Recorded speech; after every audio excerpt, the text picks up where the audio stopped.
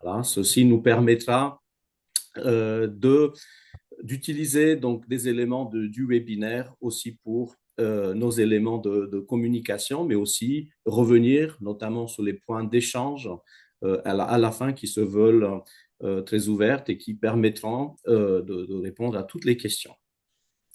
Donc, avant de rentrer dans le vif du sujet, hein, disons qui est une présentation des faits marquants 2024 et puis les perspectives de 2025, on va juste rappeler quelques éléments structurants des PEPR. Notre action, donc PEPR Spin, donc on a essayé juste techniquement, donc on a préparé les slides en anglais, mais vu la présence aussi de certains institutionnels et la présentation va être faite en français, mais les slides sont en anglais. Donc, quelques éléments juste de positionnement. Donc, les PEPR, donc projets structurants qui rentrent dans un cadre d'une stratégie France 2030 et dans le cadre de la stratégie France 2030, donc les PEPR, c'est une brique de base qui permet en fait d'assurer le renouveau scientifique et industriel du pays avec des projets qui financent une grande partie de recherche fondamentale avec des TRL qui sont plutôt bas. Mais il y a deux types d'actions. Donc, il y a des PEPR d'accélération qui, en fait, soutiennent des transformations qui sont déjà identifiées dans les stratégies nationales. Donc, c'est les PEPR d'accélération. Et puis, il y a les PEPR exploratoires qui, dans l'objectif, c'est de transformer de l'excellence scientifique pour alimenter des roadmaps et transformer un soutien à l'industrie ou au renouveau industriel du pays dans les années à venir. Donc, la spintronique, donc ça, c'est une charte qui a été réalisée par l'AMIPN du CNRS qui nous accompagne dans beaucoup de nos actions, comme aussi les autres tutelles. Donc, merci pour cette répartition qui donne une cartographie des PEPR. Donc, le PEPR SPIN n'est pas seul dans ce paysage. Donc, il a un certain nombre d'interactions avec à la fois des PEPR d'accélération qui sont en lien direct avec les thématiques de la spintronique, donc l'électronique, le quantique, intelligence artificielle, réseau du futur, mais il y a clairement des points à créer, à renforcer avec des communautés autour des matériaux, notamment avec Diadème ou l'interaction lumière-matière dans le cadre de l'humain. Donc, c'est une action structurante aussi portée dans le cadre des agences de programme. Donc, le PEPR SPIN, qui est un PEPR doté d'un financement de 38 millions d'euros, sur 8 ans, donc est construit autour d'une communauté qui inclut 47 laboratoires, 30 partenaires institutionnels et puis plus de 440 chercheurs avec des objectifs qui sont à la fois de positionnement industriel avec faire émerger une nouvelle génération de dispositifs, renforcer des plateformes structurantes, donc dans notre cas, donc des plateformes spécifiques sur les matériaux, la caractérisation et la théorie, en sachant qu'on a aussi des liens établis avec les réseaux de nanofabrication Renatec. Et puis, l'objectif, c'est donc stimuler un renouveau industriel dans le milieu de la microélectronique et du numérique, et tout ceci aligné avec les stratégies nationales et européennes. Donc, comme je mentionnais au départ, ça c'était juste pour repréciser qui est l'équipe de gouvernance, mais disons, le portage au quotidien du PEPR se fait déjà par un bureau de pilotage qui se réunit mensuellement. Et puis, vous allez voir avec les nouveaux outils, notamment avec les appels à projets, donc une grande partie de la communauté participe et on voulait encore repréciser l'élément, la dynamique commune, collective qui était instaurée depuis le montage du PEPR. Donc ça, c'était quelques éléments de base sur le fonctionnement. Donc là, on va revenir sur quelques faits marquants de 2024, à la fois organisationnels et scientifiques. Donc, le PEPR, donc si on fait un peu un bilan, donc avait commencé les premières actions date de 2021-2022, donc dans la mise en place. Euh, Juste avant 2024, il y avait déjà les contractualisations, les kick-offs avec l'ANR, avec notamment les kick-offs organisés en septembre à Paris, et puis le lancement scientifique de notre PEPR qui a eu lieu en marge du colloque Lunel, donc une manifestation qui regroupe entre 200 et 300 chercheurs de la communauté spintronique et nanomagnétisme tous les 18 mois. Donc, le précédent a eu lieu à 7 en novembre 2023. Donc, on peut considérer que ça fait partie du grand bloc des actions structurantes du bilan 2024. C'était fin 2023. Donc, il y a presque un an jour pour jour, donc c'était le 29 janvier 2024, donc lancement institutionnel de notre PEPR à Grenoble dans un événement qui a rassemblé à la fois des institutionnels. On a eu aussi le privilège d'accueillir parmi nous Albert Ferr, prix Nobel de physique 2007, qui a un rôle crucial pour l'évolution de la spintronique, mais aussi un rôle pour l'accompagnement scientifique de notre PEPR. Donc, des éléments avec des visites de laboratoire et aussi une table ronde qui s'est positionnée notamment sur les enjeux sociétaux et le positionnement de la spintronique. Un autre élément marquant, donc c'était les journées annuelles organisées en septembre à Nancy, les 23 et 24 septembre, avec un programme qui a inclus non seulement une évolution des projets ciblés et transverses de notre PEPR, mais nous avons invité des experts au niveau européen qui ont parlé sur les différentes thématiques en lien avec les éléments structurants du PEPR. On a été accueillis aussi au niveau local par la mairie de Nancy et puis avec une organisation de tout premier plan de l'Institut Jean Lamour. Donc, une fois qu'on a présenté un peu les quelques réunions importantes, donc on passe maintenant, donc je passe la main à Vincent pour donner quelques faits marquants scientifiques qui ont jalonné l'année 2024. Oui, bonjour à toutes et tous. Merci, Lucian. Effectivement, Lucian l'a rappelé au tout début, un PEPR exploratoire, c'est avant tout soutenir la recherche fondamentale.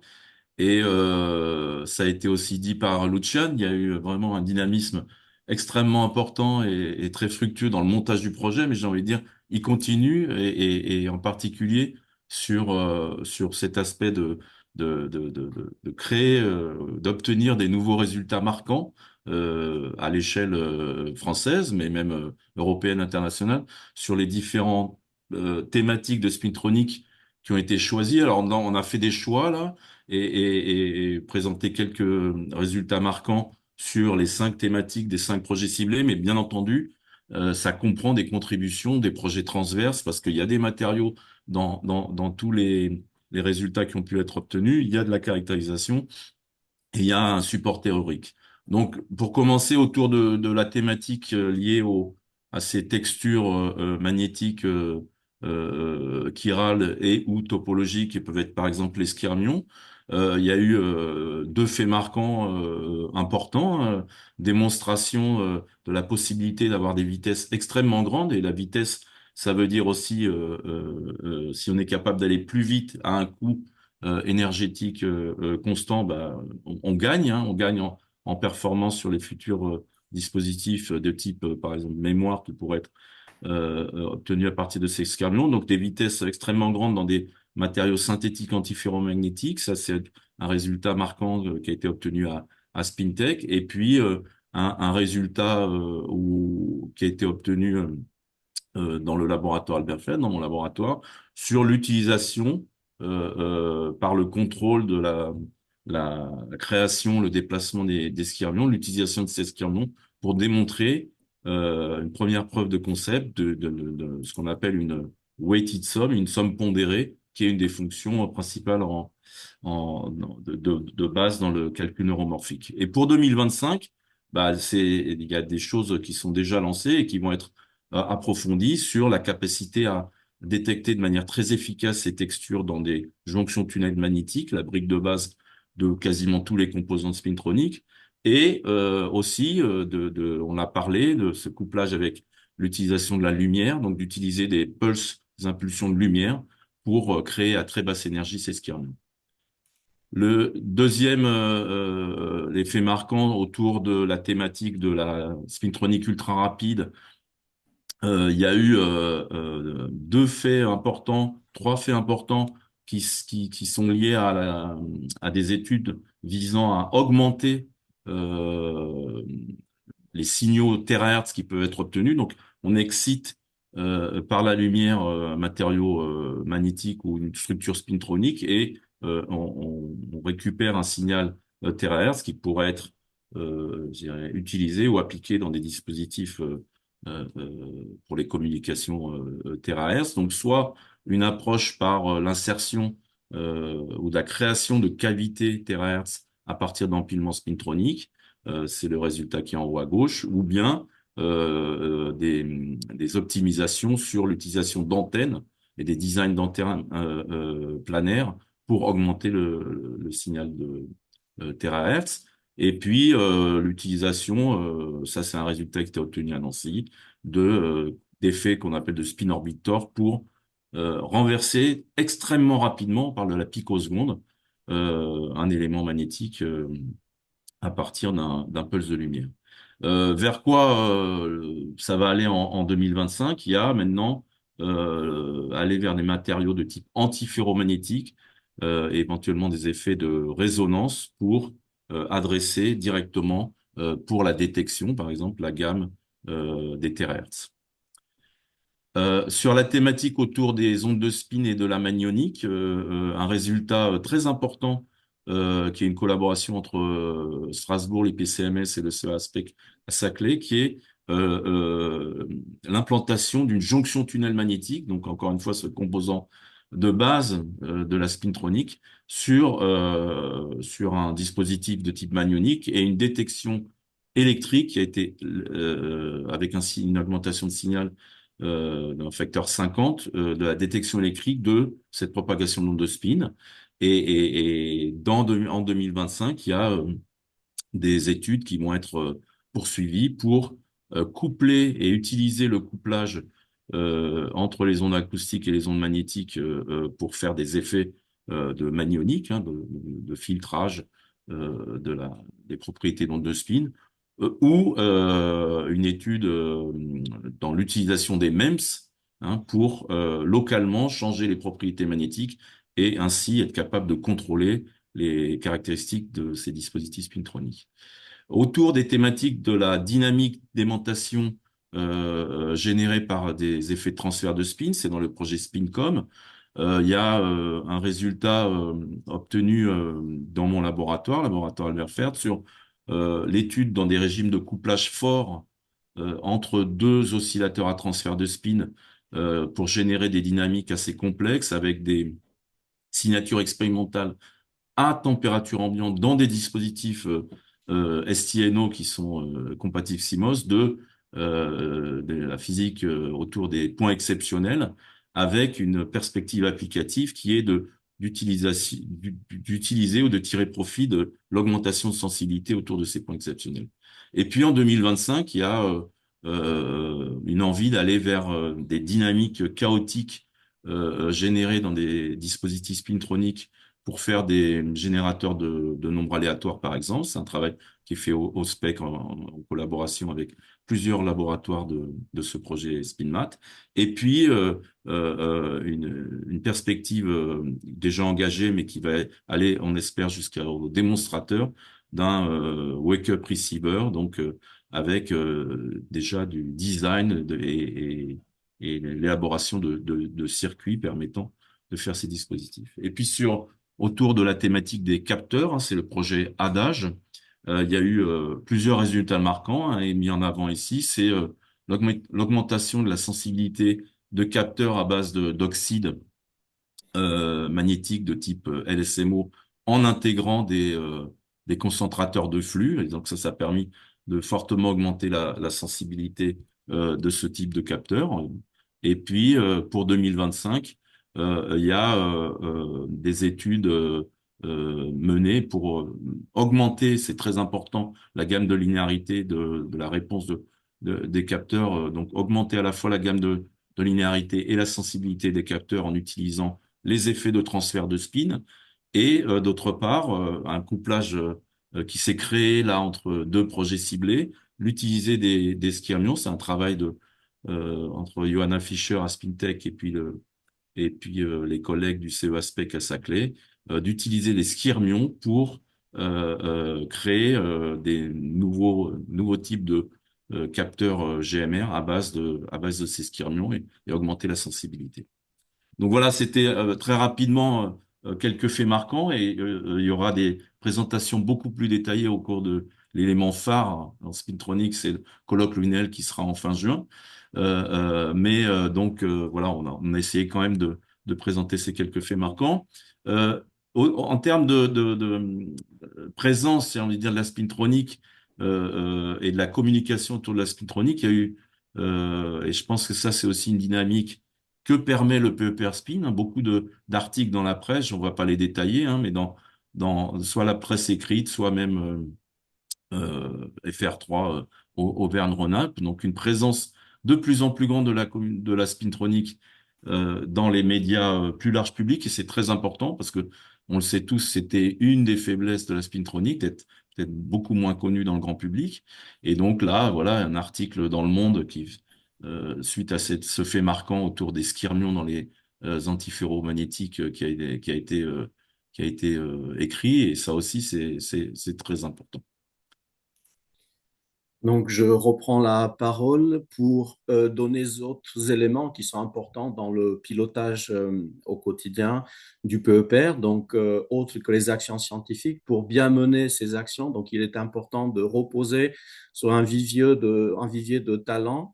Donc, on a réussi, c'est pas quelque chose qui est facile au quotidien, mais on a réussi à attirer et avoir donc 27 doctorants et 17 postdocs et ingénieurs qui ont commencé cette activité. Là, c'est une photo lors des journées annuelles à Nancy dans laquelle il y avait une présentation de tous les nouveaux arrivants autour du projet.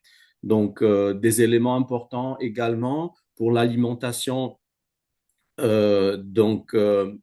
le fonctionnement des plateformes, c'est l'acquisition, la mise en place, l'installation d'équipements. Donc, il y a eu beaucoup d'équipements, notamment dans le cadre des projets transverses autour des matériaux SpinMat et autour de la caractérisation SpinCarac, avec des équipements qui arrivent progressivement. Donc, une grande partie des fonds liés à l'achat, l'installation étant déjà engagée. Donc, un élément important aussi, c'est que c'est vrai que notre vision du PEPR au départ est reposée sur des projets phares, donc les projets ciblés, hein, donc autour des skyrmions, l'émission terahertz, la magnonique, les oscillateurs radiofréquences ou les capteurs avec les plateformes, en sachant qu'on a aussi un projet ciblé autour des mémoires dans le cadre du PEPR électronique. Mais il est important avec les appels à projets, notamment de renforcer, de préserver une dynamique scientifique et d'organisation du PEPR. Et celle-ci est donnée par les appels à projets. Donc 2024 a vu la mise en place d'un appel à projet avec un comité scientifique et une déclinaison de ces appels à projets sur deux types de structures de projets, donc les projets collaboratifs avec plusieurs partenaires, et puis quelque chose qui était important pour la communauté, c'est d'avoir des chaires scientifiques, des jeunes chercheurs qui sont à la fois des briques de base pour des marqueurs futurs, notamment en positionnement sous les ERC, mais aussi l'accompagnement des talents qui rejoignent notre communauté. Donc, l'appel à projet s'est déroulé avec le comité scientifique en deux étapes. Une première étape avec des lettres d'intention. Donc, il y avait 33 projets soumis, donc 17 ont été retenus pour la phase 2 et pour les chaires jeunes scientifiques, donc 7 projets déposés, 4 retenus pour la phase 2. Et la deuxième étape, donc avec un projet complet, nous a permis, on a effectivement échangé aussi avec la communauté lors d'un webinaire qui a présenté les éléments structurants et donné les éléments précision sur le positionnement de ces PEPR.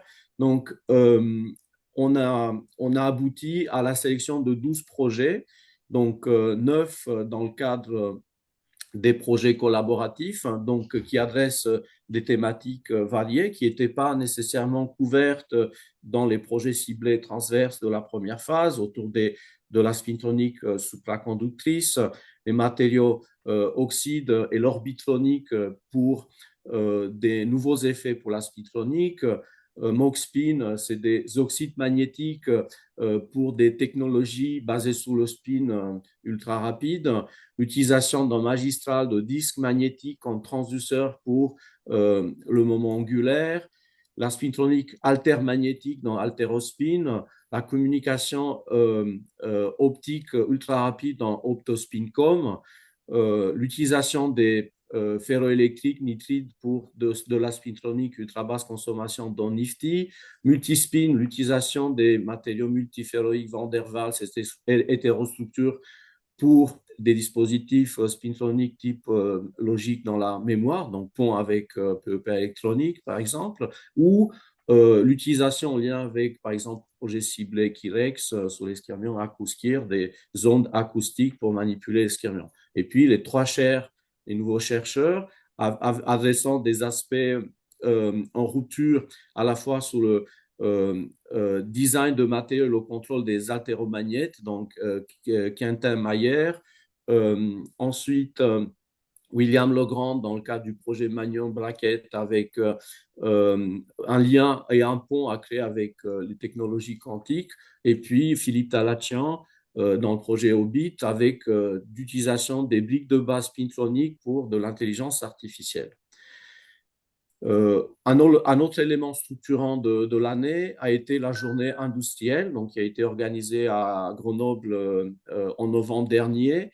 Et cette journée a permis d'avoir un panorama important d'industriels français et européens, de discuter de stratégies et des attentes au niveau ministériel sur le positionnement de la spintronique, en sachant que notre vision, c'est de positionner la spintronique dans une stratégie nationale électronique, mais aussi le positionnement de la spintronique dans les lignes pilotes européennes dans le cadre de CHIPAP. Il y avait aussi une table ronde sur la spintronique. Donc, il y a un certain nombre d'éléments qui sont résumés dans la vidéo que Margot, mon voisin, a réalisée autour de cette journée, donc qui permettent d'illustrer les quelques éléments. Donc, un élément important, donc accompagnement notamment des pôles de compétitivité, donc minalogique et systématique, qui est important en portage industriel. Une présence des industriels, là, Global Foundries, HPRO, certains de nos startups et leur positionnement. Donc, la place de la spintronique dans les lignes pilotes européennes, l'aspect dual, DIF Défense, donc avec notamment une participation de Thales.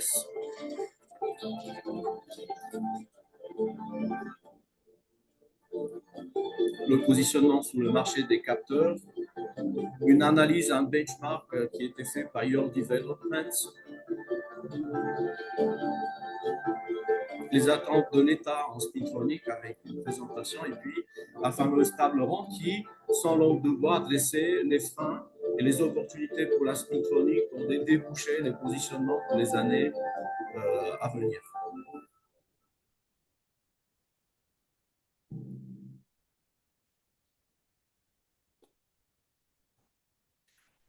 Voilà, donc Je vais, je je vais la prendre main la main. à Donc, Vincent pour la suite. ouais, donc on l'a déjà dit, un des objectifs et beaucoup des actions qui sont mises en place, c'est aussi, je dirais pas pour structurer une communauté parce que elle existait, mais vraiment pour renforcer la dynamique collective. Et là, je voudrais remercier aussi les collègues qui coordonnent les différents projets et ceux qui vont rejoindre en coordonnant des projets qui sont issus de l'AAP. Il y a eu beaucoup de réunions, des projets ciblés organisés avec des participations de beaucoup de collègues permanents et non permanents, et ça c'est extrêmement important. C'est ça qui fait vivre aussi une thématique scientifique. C'est ça qui permet de discuter de qu'est-ce qu'on peut faire des résultats qu'on obtient. Il y avait jusqu'à le début de cette semaine, par exemple, le projet Transverse Spincara qui organisait un événement à Lyon, mais vous voyez qu'il y a eu une des réunions autour de TOS à Nancy, SpinMat à Grenoble, Kirex à Orsay, Swing à Strasbourg, Spin Theory. Et ça, c'est des choses qui, maintenant, je pense, s'est engagé et vont continuer en 2025. Et on essaie, avec la gouvernance, de soutenir aussi ces événements, à la fois dans l'organisation et si on le peut, aussi financièrement. Des événements qui ont été organisés par les collègues qui coordonnent ou disons qui sont actifs dans les projets déjà existants, mais qu'ils étaient ouverts à des communautés au-delà, en France ou au-delà de la France, hein. Le GDR mythique à Strasbourg, la conférence internationale autour des skirmions SkyMag qui a été organisée en fin octobre à Paris et qui a été un vrai succès, et les journées de la matière condensée qui regroupent la communauté française, et il y avait des symposiums autour de la spectronique à Marseille. Euh, les liens avec les autres PEPR, ça c'est quelque chose qui est extrêmement important à la fois dans les personnes ou les instances qui ont décidé de mettre en place ces nouveaux outils, mais je pense que c'est extrêmement important aussi de notre point de vue parce que en créant des liens, des ponts avec les autres programmes thématiques, on fait avancer aussi le positionnement, la spintronique et les futurs avancées de la spintronique. On l'a déjà dit, le PEPR électronique, c'est depuis le début, on est vraiment inscrit la spintronique dans ce qui est et ce qui sera la stratégie nationale en électronique, mais on l'a dit, des liens qui existent et qu'on veut renforcer avec le PEPR quantique, avec le PEPR IA, avec le PEPR réseau du futur, et puis des PEPR exploratoires, diadème, les matériaux, et l'UMA, interaction lumière-matière. Donc il y a eu des événements qui ont été organisés conjointement à différents PEPR. Et par exemple, ici, ce workshop autour des nouveaux concepts et nouvelles architectures frugales conjointement organisé par Lucian et des collègues, d'autres collègues du CEA sur les PEPR IA et PEPR électronique à Paris, avec beaucoup d'étudiants et de jeunes chercheurs extrêmement intéressés par la thématique autour de la spintronique. Une des actions qui fait partie des missions, je veux dire, qu'on a indiquées dans la gouvernance des PEPR, c'est l'action au niveau international, hein. Comment bien faire que la spintronique se positionne et accroisse, j'ai envie de dire, l'importance de cette thématique dans les stratégies maintenant internationales autour de la microélectronique. Il y a eu une participation à des assises entre la France, assises scientifiques entre la France et Taïwan, et on sait tous l'importance que peut avoir Taïwan dans le domaine de la microélectronique. Il y a eu des actions qui ont commencé à être menées avec l'Inde, l'organisation d'un workshop à Delhi au mois de mars, mais des actions qui vont se poursuivre avec l'Inde. Et puis ici, en haut à droite, lors d'une visite du président de IEEE à Spintech, on voit Ursula Ebels, Lucian, présenter des avancées qui sont menées sur la spintronique neuromorphique et la présence de Paolo Bortolotti qui coordonne les actions internationales du PEPR Spin. Euh, il y a eu l'année 2024 a été remarquable en termes des reconnaissances de nos collègues par le CNRS par exemple, hein. Il y a eu 3 médailles qui ont été obtenues, 2 médailles de bronze, Pauline Rovillain, INSP à Paris, Yon Gorshon à l'Institut Jean Lamour à Nancy, et une médaille d'argent Aristide Lemaître du C2N. Donc on les félicite, c'est remarquable. Ça met une grosse pression pour 2025, mais on va essayer de faire aussi bien. Et quand je dis on, c'est surtout les autres, mais voilà, c'est remarquable et on voulait vraiment aussi mettre ça en avant. Beaucoup on a parlé de la nécessité aussi de faire découvrir la spintronique au grand public, et donc il y a eu plusieurs actions qui ont été menées. Ici, un film qui s'appelait Fondamental, qui parlait de la spintronique et de l'impact des nanotechnologies et de la spintronique. On voit participation de Grégoire de Loubens, Aurélie Solignac et Mathieu Jamet. Euh, la slide suivante et aussi ça aussi c'est important d'échanger. Ce que permet je pense aussi la CPEPR, c'est d'avoir peut-être des échanges et des discussions plus directes, plus rapides avec des organisations et des décideurs, hein. Et ici par exemple la participation de Luciane et moi à cette journée qui était un organisme qui est entre le Sénat, qui comprend des sénateurs et des députés, qui s'occupe des questions de science et de stratégie scientifique.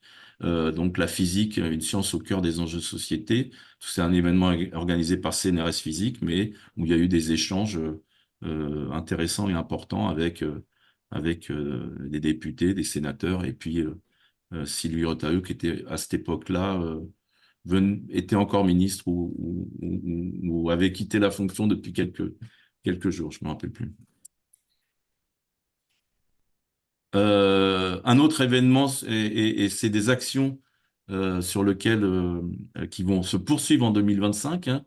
La mise en avant aussi des contributions de nos collègues femmes dans la spintronique, et Margot avait fait des portraits donc d'Alexandra Mougin du laboratoire physique solide et de Pauline Revien de l'INSP lors de la Journée internationale des femmes, et c'est des actions qui vont se poursuivre. Et c'est très important aussi de faire qu'on ait de plus en plus de jeunes doctorantes, post-doc qui rejoignent le PEPR spintronique, qui fassent de la spintronique et qui permettent à cette thématique d'avancer. Voilà. La communication, ça c'est quelque chose. Il y a eu beaucoup d'actions qui ont été qui ont été faites en 2024 avec l'arrivée de Margot Monvoisin. Donc une présence sur les social media, les réseaux sociaux. Aujourd'hui, vous avez peut-être vu la communication qu'on a fait. Elle se fait via LinkedIn, hein. On a arrêté le compte X du PEPR Spin. Et puis, il y a un site web qui est alimenté très, très régulièrement. Et je vous conseille fortement de le mettre dans vos favoris et je sais pas, ouvrir votre ordinateur avec le PEPR Spin tous les matins. Le site web et la newsletter aussi Voilà. mensuelle qui est Newsletter, important des que vidéos. Margot est aussi très active pour faire des portraits. C'est très important de mettre aussi en avant toutes les personnes qui contribuent et qui contribueront au PEPR Spin. Donc, on va continuer à faire ces portraits et à les mettre en avant sur les différents supports de communication du PEPR.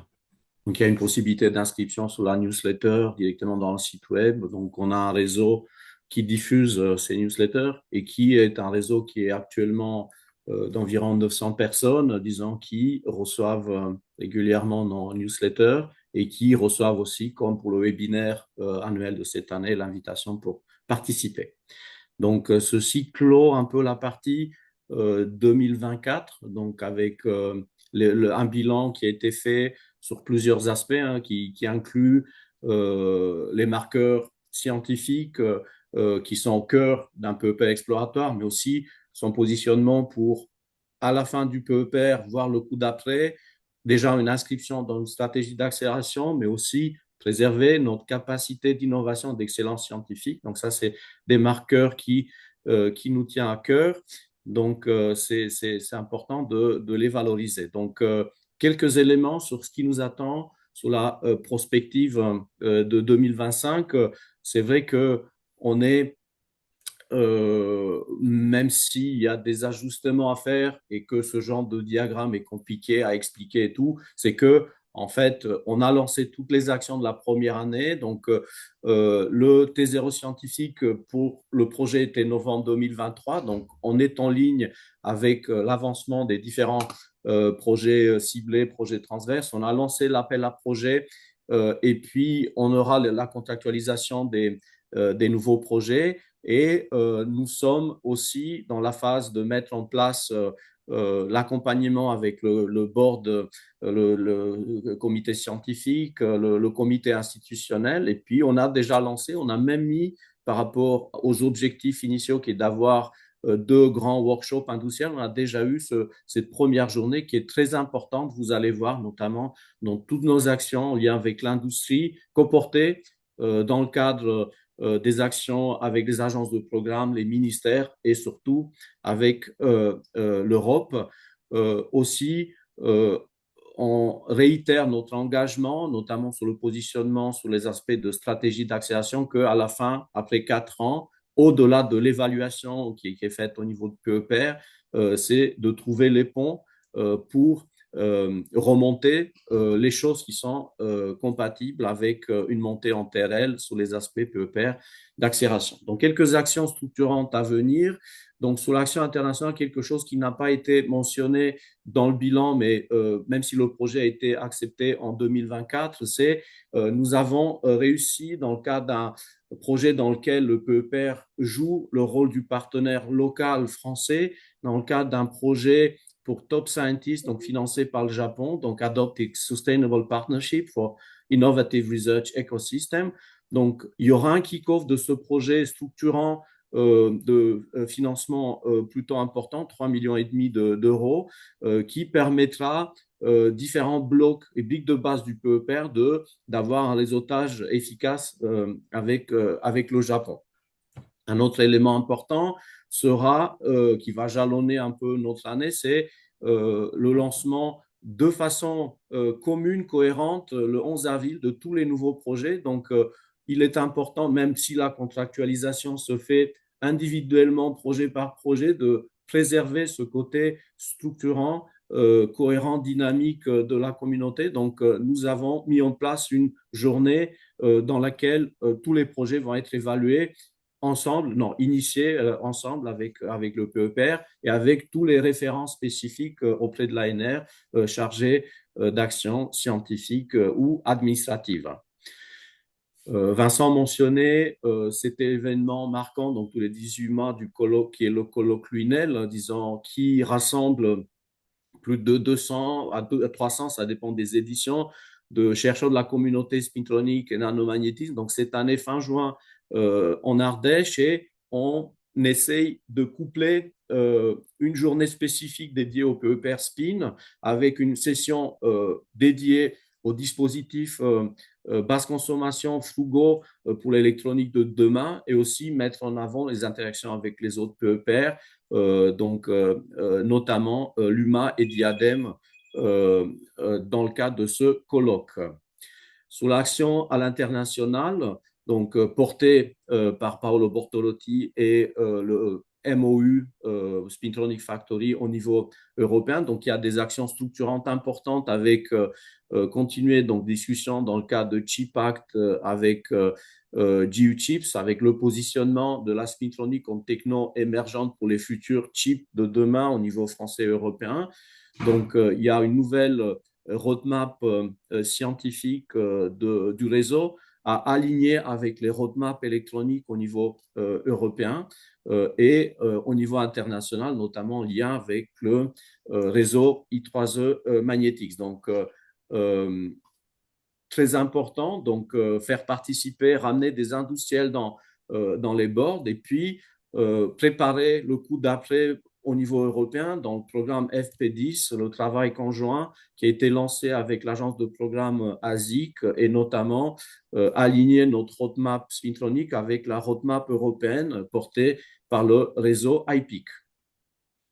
en termes d'action d'exploitation. Donc, c'est quelque chose qui est important, qui nous tient à cœur pour cette stratégie d'accélération. Donc, pas plus tard qu'hier, on participait hier après-midi, hier, avec Vincent, à une réunion dans laquelle le PEPR SPIN a témoigné à côté de 4 autres PEPR exploratoires sur les stratégies de valorisation exploitation en lien avec le secrétariat général pour l'investissement et puis MESR, avec quelques actions spécifiques qui reconfortent un peu notre stratégie d'établissement d'un board industriel, attirer des industriels importants au niveau français qui complètent notre excellence qui existe au niveau scientifique et notre capacité d'essaimage avec des startups, identifier des marchés spécifiques et puis avoir une stratégie cohérente de propriété intellectuelle qui va nous permettre à la fin d'avoir une stratégie de transfert impact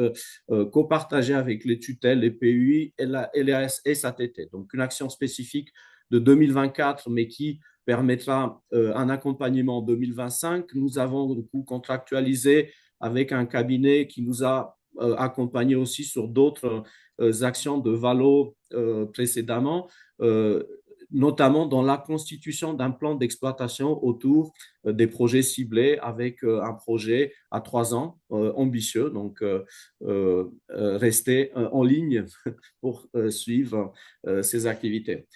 Sur l'activité de médiation scientifique. Donc, certaines actions ont été mentionnées. Donc, on ne l'a pas mis sur 2024, même si c'était une action qui était forte, organisée notamment avec le centre La Rotonde à Saint-Étienne, avec Hélène Fischer qui organise, copilote cette expo magnétique depuis des années. L'ambition du PEPR, c'est faire voyager cette expo qui est structurante et qui s'est développée avec des concepts de la spintronique, créer une mallette de la spintronique et il y a des contacts avancés avec le Palais de la Découverte pour son ouverture prochaine de façon à intégrer des expositions de type un chercheur humaniste qui inclut la spintronique. Et juste avant de finir, même si c'est une action qui est 2026, les démarches ont été réalisées donc en 2024 et ce sera un événement structurant. On a réussi à faire venir du coup l'école européenne de magnétisme à Marseille en 2026 avec un positionnement important à la fois en local par le comité d'organisation de Aurélien Monchamp, Lisa Michez, mais aussi avec un coportage entre l'équipe locale à Marseille et puis l'équipe formation du PEPR SPIN. Donc, avec ceci, nous avons du coup balayé tous les éléments de prospective 2025 qui complètent le bilan 2024.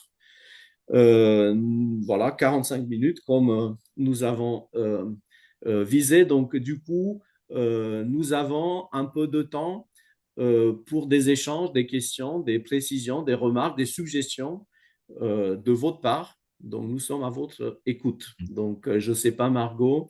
On a déjà en commentaire une petite question déjà dans le chat. Oui.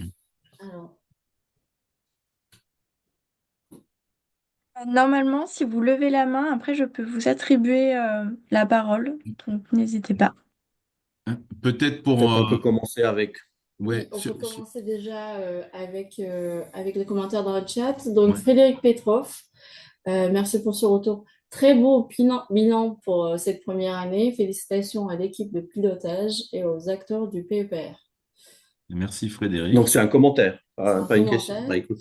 Okay. Merci beaucoup. Merci pour l'accompagnement aussi Voilà, au niveau de l'Institut, de la MIPN, comme aussi avec les autres tutelles, sans le soutien des tutelles et puis l'accompagnement au quotidien, mais même la confiance accordée, on n'aurait pas pu faire tout ça. Alors, on a une question de la part de Paolo Bondavalli. Bonjour, où est-il possible de consulter la roadmap donc, pour l'exploitation industrielle? Bonjour Paolo, et déjà merci d'avoir accompagné pour l'ANR le PEPR avant de t'envoler vers d'autres fonctions à l'Europe. La roadmap, là, c'est un position paper, c'est une mise à jour et un complément d'un papier qui était paru dans Nature Electronics en 2020, 2021. 2020. 2020. Et donc, voilà, c'est sous cette forme-là que aujourd'hui cette roadmap est en train de se préparer. Donc là, on en est à l'étape d'avoir organisé la rédaction sur les différents piliers thématiques, j'ai envie de dire, qui sont mis en avant à la fois dans le PEPR Spin et au niveau de l'Europe, dans le réseau Spintronic Factory. Et là, il y a une compilation, puis une mise en cohérence. Elle est presque finalisée, Voilà, donc elle presque demande finalisée. Donc, relecture et puis envoi vers Nature Electronics courant février. Donc, cette roadmap, c'est une roadmap scientifique donc, qui va être diffusée donc, dès finalisation des dernières relectures. Mais cette roadmap, il faut la positionner par rapport à des roadmaps plus spécifiques au niveau européen. Donc, notre intérêt et puis la façon dont nous voulons procéder, c'est d'aligner cette roadmap scientifique avec la roadmap microélectronique donc, qui est portée par IPIC au niveau européen, donc avec notamment Marc Duranton qui est au pilotage. Malheureusement, il y avait un webinaire en même temps ce matin à 9h30 du réseau IP qui parlait des roadmaps. Donc, clairement, je pense que vu de toute façon les contacts qu'on a avec Paolo Bondavalli, la question c'est comment faire connaître une roadmap scientifique que l'on met en place et puis la faire remonter de façon à avoir un impact pour les futurs programmes. Donc, ça, c'est quelque chose d'important qui doit se faire main dans la main dans une chaîne intégrée qui va de l'agence de programme au niveau ministériel, au niveau point de contact, au niveau national, mais aussi avec une présence, mais dans un ordre organisé disons, vis-à-vis de l'Europe, donc au porté avec nos institutions.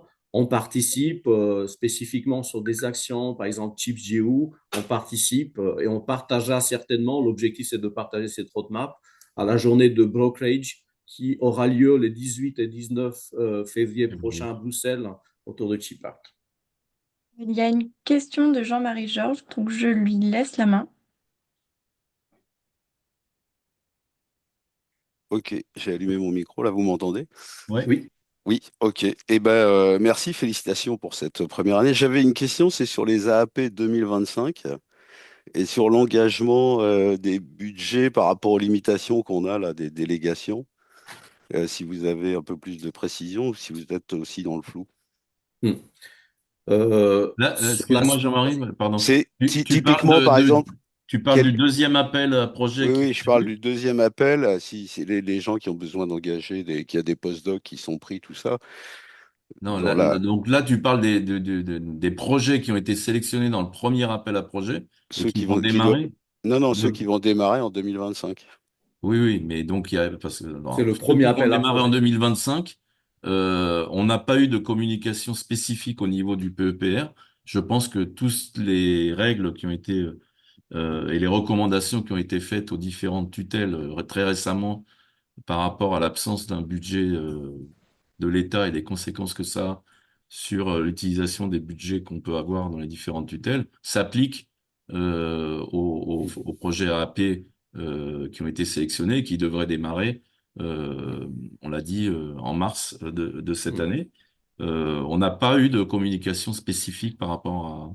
Par contre, on avait même hier, pas plus tard qu'hier, au niveau ministère, cette journée SGPI. Donc, il y a un aspect, après, il faut qu'il y ait des communications officielles en ce sens. Donc, tout ce qui est contractualisé, donc là, si on fait appel, on regarde spécifiquement Optospincom, si je comprends bien, si c'est en lien avec ce projet, donc contractualisé, je dirais, il n'y a aucun souci. Je dirais, pas de crainte à avoir.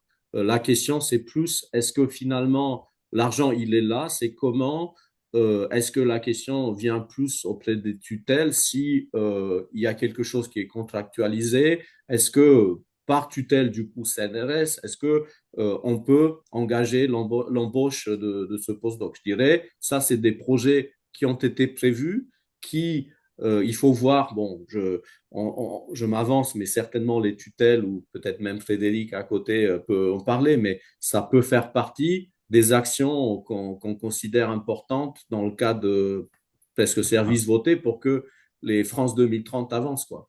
Ouais, bon, je parle avec la casquette CNRS. Il y a des informations et de la communication qui peut même être différentes entre ce qui vient du siège et des délégations. Donc ça dépend peut-être même des délégations. J'espère que la communication en interne au CNRS sur ces sujets-là va se clarifier, mais il n'y a pas de choses spécifiques pour répondre à Jean-Marie sur ces projets issus de l'AAP. Et en ce qui concerne du deuxième appel à projet qui est prévu dans le PEPR Spin, donc l'année prochaine, hein, pour l'instant, on n'a aucune... voilà, on connaît tous la situation au niveau national, mais il y a eu aucune communication pour l'instant qui nous a été faite sur un risque ou des craintes à avoir sur le budget restant sur le PEPR Spin. Ok, merci. Et du coup, si je relis un peu les commentaires qui sont dans le chat, donc autre que la première question sur la consultation de la roadmap, donc effectivement, notamment sur toutes les actions un peu piliers 2 et 3, donc tout ce qui est en lien avec les aspects innovation. Donc, il est important effectivement d'agir dans ce nouveau contexte et notamment pour tout ce qui est innovation, c'est important qu'on y soit présent euh, et, euh, et profiter de tout ce qui se met en place. En tant que communauté, il y a des marqueurs et on peut s'en réjouir que, par exemple, 3 de nos startups en lien avec la Spintronic ont pu avoir des financements EIC de transition depuis 1 an et demi. Donc, une très récemment, donc Nello, et puis 2 autres courant donc fin 2023, donc Golana Computing et Spinion. Et merci à Isabelle pour ces félicitations. Est-ce que du coup, il y a d'autres questions? Donc, n'hésitez pas à poser les questions en direct, en ligne.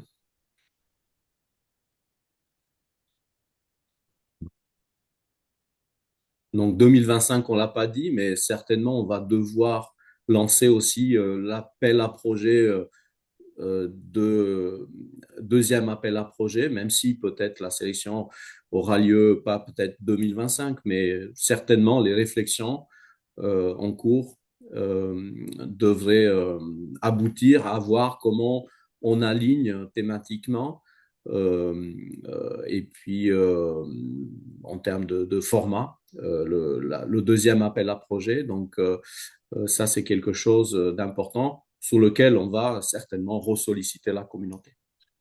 Alors, il y a une question de Carlos Horace. Merci pour le bilan. Y a-t-il une position ou un avis sur les Keylabs? Encore merci.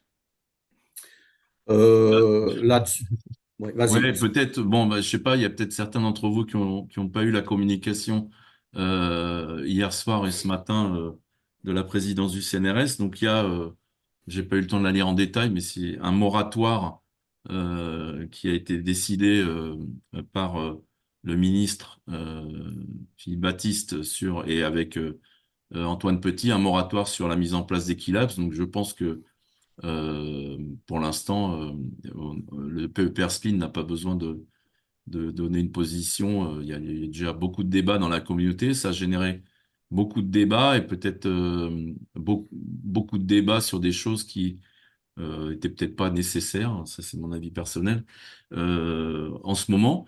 Mais donc il y a un moratoire. Après, comment la recherche va s'organiser dans les années à venir, je pense qu'il y a effectivement des questions, il y aura peut-être des décisions qui seront à prendre.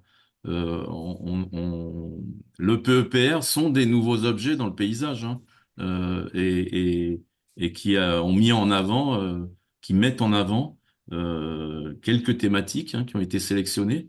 Et je pense que nous, en tout cas, et la communauté en tout cas, a estimé que ça valait vraiment la peine. Et je crois vraiment que on a une chance d'avoir pu obtenir ce PEPR exploratoire et il faut faut profiter d'avoir été sélectionné pour faire avancer cette thématique à tous les niveaux, au niveau des fondamentales et puis au niveau des possibles transferts et de l'impact qu'elle peut avoir. Donc voilà, les PEPR sont un nouvel objet. Les Keylabs étaient, d'après Antoine Petit, un nouvel objet, probablement pas aussi bien adapté que les PEPR, visiblement, puisque il a lui-même décidé de faire un moratoire sur ces Keylabs.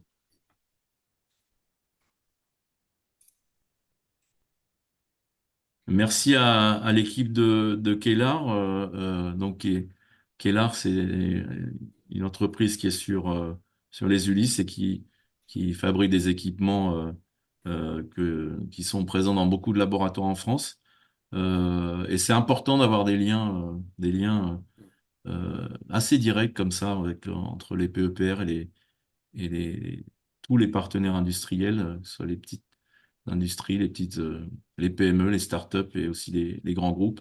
Et comme a dit Lucian, ça va faire partie des actions importantes de 2025 aussi pour nous de renforcer ce lien. On a une question de Frédéric. Quelles actions concrètes en gestation avec d'autres PEPR en 2025-2026? Donc, merci Frédéric pour cette question qui est importante. Donc, il y a déjà dans le positionnement du PEPR des interactions claires. Maintenant, dans les actions concrètes, donc nous sommes en attente et on discutait, on était hier côté SGPI avec les collègues de Diadème qui ont témoigné tout comme nous sur l'aspect innovation. Donc, il y a un appel spécifique matériaux donc, pour la spinphonique dans le cadre de Diadème qui est en phase d'instruction ou d'évaluation de la deuxième étape. Donc, il y a plusieurs projets coportés par la communauté spinphonique dans le cadre de ce projet Diadème. Les matériaux sont au cœur de nos actions. Donc, déjà formalisés en espérant donc qu'il y ait quelques projets dans le cadre de cet appel qui soient financés. En lien avec le Diadème, il y a clairement, donc il y avait une présentation lors des journées annuelles à Nancy de Thierry Deutsch de l'écosystème Diadème. Donc clairement une action structurante à mettre en place sous l'aspect Materials by Design, utilisation d'intelligence artificielle en lien avec le PEPR Diadème. Donc il y a certainement une action, un atelier à développer avec eux. Et il y a une action spécifique à l'Europe qui est portée sur les matériaux. PEPR Diadème est la porte d'entrée. Donc, on avait hier des discussions de comment aligner un positionnement cohérent dans lequel la spintronics s'y retrouve aussi par rapport à ça. Donc, en lien avec l'UMA, donc il y a déjà des plateformes communes qui sont financées, donc une plateforme type RPE, et puis des réflexions à l'interface des lumières et matières. Donc, il y avait déjà dans le cadre de Spin Theory une présentation invitée d'un ERC de la communauté l'humain. Donc, il y a clairement des ponts à créer. Donc, on réfléchissait avec les collègues de l'humain sur la possibilité de coloriage d'un appel en commun. Et puis, euh, l'action avec le workshop spécifique sous l'intelligence artificielle et puis l'électronique. Je pense qu'il y a des ponts à créer. Il y a les nouvelles actions dans le cadre de l'agence de programme, donc notamment orientées matériaux ou hardware pour l'IA, avec des actions spécifiques à renforcer avec le PEPR IA électronique. Il y a l'aspect packaging, une autre action dans laquelle clairement dans les aspects démonstrateurs, on peut faire des ponts avec le PEPR électronique. Et puis, une action structurante qui est un des chaînons manquants pour un déploiement encore plus important de la spinphonique, c'est tous les outils de conception. Donc, il y a du coup un projet transverse du PEP électronique Choose, mais qui en fait a été étendu dans le cadre d'une action de l'agence de programme avec des actions structurantes sous la conception. Voilà. Donc, plein de choses à formaliser et dès 2025, des actions concrètes à mettre en place à plusieurs niveaux.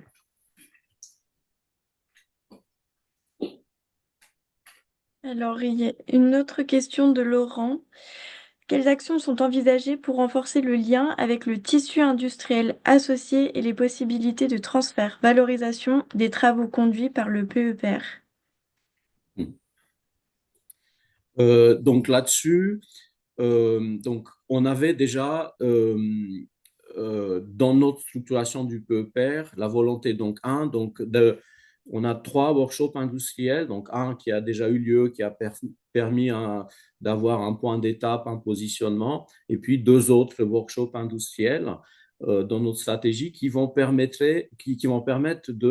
d'affiner notre stratégie, notre plan d'exploitation. Donc, on a mentionné un cabinet qui nous aide à ce que dans les 5 projets ciblés, on a un plan d'exploitation qui soit formalisé pour chaque projet de façon à identifier, le marché spécifique, quelles sont les innovations qu'on peut transférer, est-ce que c'est de la belle science ou est-ce qu'il y a quelque chose à valoriser.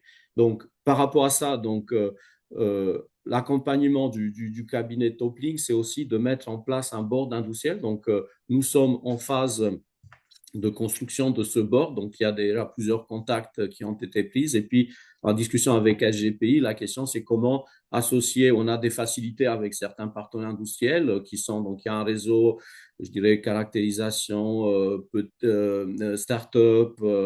On a un peu plus de difficultés avec les grands industriels, notamment au positionnement de ST Microelectronics. Et là, il y a des actions spécifiques à mener, notamment avec peut-être des ateliers communs de façon à identifier au-delà des parties plus visibles autour des mémoires, autres retombées économiques qui pourraient intéresser, par exemple, les grands industriels. Voilà.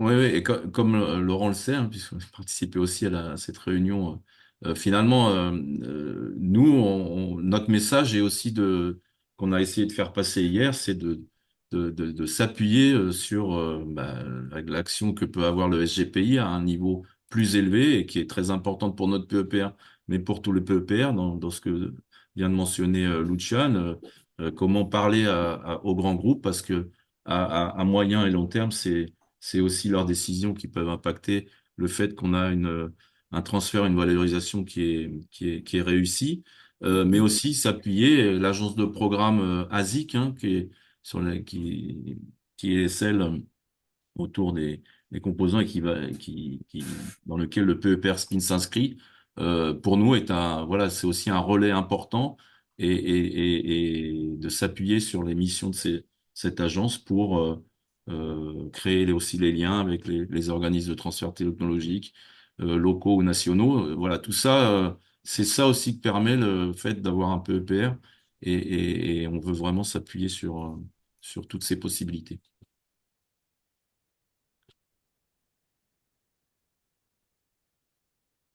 Il n'y a plus de questions ou de commentaires ou de remarques. Bon, juste, on rappelle, hein, il y aura le colloque lunéel fin juin, c'est un grand moment pour la communauté. Et donc, le PEPR Spin, on fera cette demi-journée, hein, c'est même le mardi, hein, pour ceux qui connaissent déjà le programme du colloque lunéel. Mardi en fin d'après-midi, donc venez par la navette de 2 heures là, de Valence TGV, ça vous permettra de suivre et d'arriver tranquillement pour le démarrage du colloque lunaire qui sera dans la soirée. On aura 2 heures, 2 heures et demie spécifiques autour du PEPR Spin et on sera très content de vous rencontrer tous à nouveau. Quelque chose que je n'ai pas noté et il y a une participation importante aussi de la communauté autour du PEP électronique avec les journées annuelles qui auront lieu du 18 au 20 mars avec des points spécifiques aussi en ce qui nous concerne avec le réseau Renatec, l'équipe Nano Futur. Donc, il y a des actions importantes là-dessus autour des matériaux magnétiques, des matériaux 2D ou conception. Donc, voilà, Cité de la Science, 18-20 mars, avec un pont aussi le 17 mars, comme Isabelle était présente. Voilà, donc je permets Deadline aussi aujourd'hui, je crois, pour les Early Bird Registration, donc dépêchez-vous, vous avez encore une journée pour le faire. Bien. effectivement, le commentaire mentionné par Frédéric, c'est que il faut qu'on tienne compte, effectivement, dans notre panorama de possibilités d'accompagnement des différents outils à tous les niveaux, des tutelles, des PUI, des SATT. Donc, effectivement, le programme de prématuration du CNRS rentre parfaitement dans ce cadre.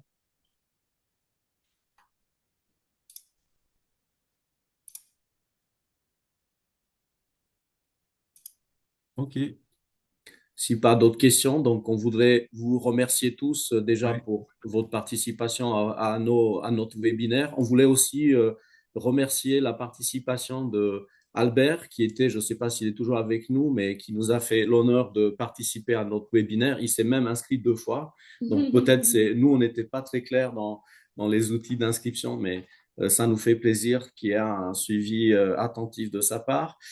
Merci pour le suivi de la communauté, à tous les collègues pour leur motivation et leur aide, parce que sans cette communauté dynamique, on n'aurait pas pu avoir tout ça. Nous, on essaie que de organiser les choses, mais ça repose sur le socle existant. Voilà. Donc, merci à tous. Merci à tous. Bonne journée. Bonne recherche.